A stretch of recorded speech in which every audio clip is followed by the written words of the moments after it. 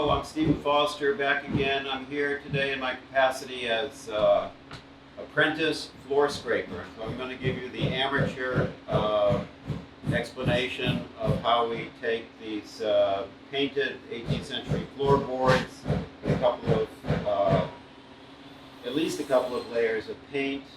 This one in this room is a dark green that I wouldn't want to wish on anyone. And we're scraping down to the bare woodwork and the patina that remains under there, which some people refer to patina as dirt, but some of the dirt is built in and there's some nice 18th century patina under there. So I was assigned as my first task as an apprentice floor scraper, a closet, which is a good place to start. Kate Shattuck has already done a good part of this room, and she guided me through the process here in the closet. And we start with a dose of this. It's a soy-based gel that's non-toxic, at least comparatively in the world of stripping paint. We apply a layer of that to the floor, and then go to work with our tools. The first and primary of which is the scraper. It's very narrow, but you need a narrow one because the boards are somewhat undulating. And apply, let it sit in for two hours or so, and then you get on your knees and you scrape and you scrape and you scrape and you scrape and you scrape and you scrape and you keep on scraping. And after you've done some scraping, and before you've mopped up, you might mop up some of the goo and the paint that's come up. You might switch tools to the wire scraper and go into some nooks and crannies and fuss around with that for a while. And then you clean it all up, and then you're ready for, in this case, another dose of gel. It takes about 2 hours, so you alternate that with some other work. And then you go back with your scraper, very narrow scraper, and you scrape, scrape, scrape. And then you do a little work with your wire brush for the nooks and crannies. And when you get a little more refined, you've got a plastic brush which can do some of the same thing, but it's a little less harsh, and you're more down to a refined kind of work. But this floor, a couple of things in the closet. It's a little more beat up for some reason than the rest of the floor. I'm sure the old house historians have an explanation for that, but number one, it's a closet, that's why I'm working there. Number two, it's a little more beat up. And number three, it occurred to me that we don't have to be as fastidious in the scraping, getting the old paint up on this floor, because it's a closet space. And it might be nice to show a little bit, to leave a few touches of the underlying paint. So that's kind of an experiment, and I think it'll show a little bit more of the, you get a real, not that you don't get an old house feel with the floor here. It's a nicer, some nicer boards out of the main part of the room also. In any event, so maybe 3 coatings. I think it's maybe 3 coatings of the gel, and then scrape, scrape, scrape, and work it with a wire. And then the next phase is to wash it, and the wash is a simple mixture of, oh, did I show you the gel? That's the gel we put on there, Blue Bear, not to, this isn't a paid advertisement. And then for the wash, we put a little water in a tub, and we kind of mix some denatured alcohol, and then we slosh that all over the boards and do a little scrubbing with a nice little plastic, not so harsh, almost like a cleansing scrubber, and really saturate the wood. And then we mop that up with, what do we mop that up with? Paper towels. And then do that wash 2 more times. So it's 3 times on the wash with this consecutively. You don't have to wait in between. And then presumably we'll be done here, although Kate may come by and think that I haven't done a good enough job and do a little fussing with it when I'm not looking. But in any event, we're close to done here. Got a nice light on it, and I'm about to do my last coat of slosh. I've done these 2 closets and a third closet area, 15 hours maybe for 3 closets to get it all done. Kate is more efficient. I might get more efficient or less efficient, I'm not sure. So Kate Shattuck is the real expert at this, and we'll have some video time with her, and she can give you some of the finer points of this. This is really very relaxed work compared to the scrape work, which it's not a light touch on the scraper. It's a lot of force and pressing down and pulling to bring up the paint. Of course, you bring up a little of the wood with it as well. That's probably. Don't tell Kate I spent so little time on that part of it. She probably thinks that's insufficient. But it's only a closet. And it's not Mount Vernon. It's the Tobias Lear house, where things never were perfect. Not that we're trying to do less than very good work, but there's only so far you can go with this to get the right result for a house like this. And I kind of like this closet. I kind of like the look in this closet. And step number 2 as I get out of here, give it some more slosh.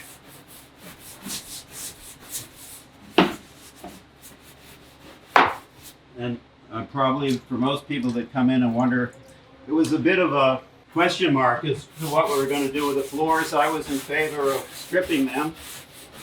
So I'm supposedly the boss, but that doesn't mean I'm going to win the argument. But I think it's pretty clear that these were all bare floors in the 18th century, and the idea is to get back to the 1760 house, middle of the 18th century, and that would mean bare floors.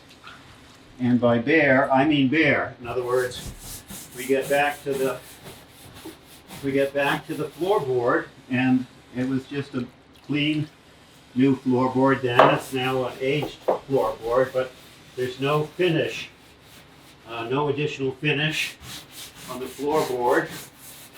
Everyone seems to be worried about what's going to happen with what's going to happen to the floors without an additional finish, and I'm pretty sure that nothing drastic is going to happen to them. There'll be some rugs here and there. That's how they were meant to be in their time, and that's how they're going to be in the future, at least the foreseeable future. You know, one of the reasons they were bare and not painted initially is because the paint darkens the room, and light was at a premium. Mostly candlelight, I guess. And so during the daytimes, you'd want as much light in these rooms as possible, especially those rooms where you might be doing some housework. Not that this was one, but certainly other ones in the house were. And a bare wood floor does that for you. Makes it a lot lighter. We are about 1/6 of the way, I calculate, through with the floor scraping. It's very tedious and painstaking work, but I think it's worth it. Kate's going to be here for, she's got a lifetime contract here. Yeah, this is the kitchen chamber, and Kate has done this entire room herself. She's now in what number washing are you at, Kate? This is the 4th washing, and there'll be 2 more. Oh, I was mistaken. I said 3 washings in my closet, but apparently there'll be 3 more. Maybe not in the closets. Who knows? But yeah, this room is already brightening up significantly. Had red paint on it. It'll be whitewashed, lime washed. But this is our beautiful floor. It's different than the floor in the bedroom that we just left. The planks are wider and a little blonder, right, Kate? This is a white pine and the front room is a red pine. Yeah. And these are a lot wider. And so they're a little damp and uneven, I guess, at this point, but it's only washing number 4. We got 2 more washings, right? But if maybe in an hour or 2 it might be a little bit drier. Over here, to my right is the finished product minus the washings. I think I did this back in January, so I sort of forgot how many washings I got, but I think 3 washings, and it's had a lot of foot traffic over the last few months. But this is basically what the end product will be. This is a white pine, and it's fairly light. Stephen is pleased that we're leaving a little paint in the green. It shows off the growth of the wood. Over to the left a little bit, I have applied the soy-based stripper, and you want to let that sit for 2 or 3 hours before you start removing it. A little bit earlier this morning, I was experimenting with how the stripper was working, and you can see that we have yellow on this board, and we're missing the yellow on this board. And we had plenty of yellow on those first 4 boards. And these 2 boards that I'm standing in between were removed so we could investigate another project. But this is the 1760 floor that we're stripping, and these 2 boards. And these had plenty of yellow paint on them as well. So I'm guessing that this yellow paint was applied up to the rug that was probably on the floor. I mean, why waste paint underneath a rug? I found that to be the case in many situations. So it's kind of interesting right here where you can see the yellow, you can see the green underneath, and then you can sort of see a blue-green over here with the absence. So this is not a quick process at all. This is about 8 hours work. I don't know what you'd call that, maybe 3 by 8, maybe 24 square feet. And it's all done. Very small scraper. It's only 3/4 of an inch blade. You don't want a long scraper because you'll scratch the boards. So what this stripper does versus the old nasty chemical strippers that I'm sure that we've all used, this actually degrades the wood along with the paint. So when we do all these washings later on, it neutralizes the pH of the wood and stops the degradation process. And it's very nice to work with. You're not overcome with fumes or anything. So these I worked on yesterday, and they're about 16, 17 feet long. Took me all day. Probably about 6.5 hours worth of scraping. And these are almost ready to be washed. And then at a later date, if so desired, these floors will be sanded. Stephen does not wish to put a finish on them at all. And so they will just be left natural. So what this soy does is it really saturates the wood and it makes it very moist. These are very moist, except for the ends where it's sticking out into the sunshine. And then so when the water comes onto the board in the washing, the boards get even more saturated. So when my last attempt to raise any paint out of the grain is done with a very stiff nylon brush. You can see all the fibers that I'm raising of the wood. It really gets in there. And so we're looking at the growth of the board with the slow growth and the rapid growth. And the paint, and now this looks like a stain now, is really concentrated in the rapid growth, which is much more porous than the slow growth. And so the washing will hopefully pull this green paint out. This is what the closets looked like before Stephen started. This will probably take me 2 weeks. The room across the hall was a little less than 2 weeks. And the room which I'm finishing up now was about 2 weeks to strip, not counting the washing and whatnot. What's interesting is there's a lot of paint that was dribbled on the floor prior to these floors being painted. And as you can see, the original floor from 1730 was not painted. And so these were left unpainted for quite a while, and the trim in the rooms were painted, and the painter was not terribly neat and got a lot of paint on the floor. So the white paint that is on the floor prior to the floor paint is this son of a gun to get up. Very, very hard, very tenacious paint. And so you have to really go back in there and scrape, scrape, scrape, scrape. We have these, which are not very attractive, but this is a steel toothbrush.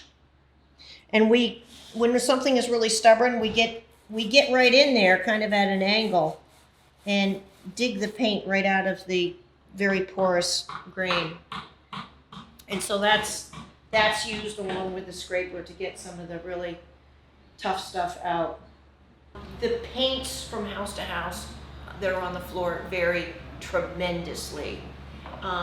When we go downstairs into this hallway, that's fairly new paint. I'm sure that'll come up, very quickly because it's only 1 or 2 layers. Some of the stuff that's left over from the 18th century can be very nasty. Very nasty. For instance, this yellow paint is very tough. The green paint underneath is tough. The blue paint in here, not so tough. And the red glop, that's the top layer, comes up pretty easily.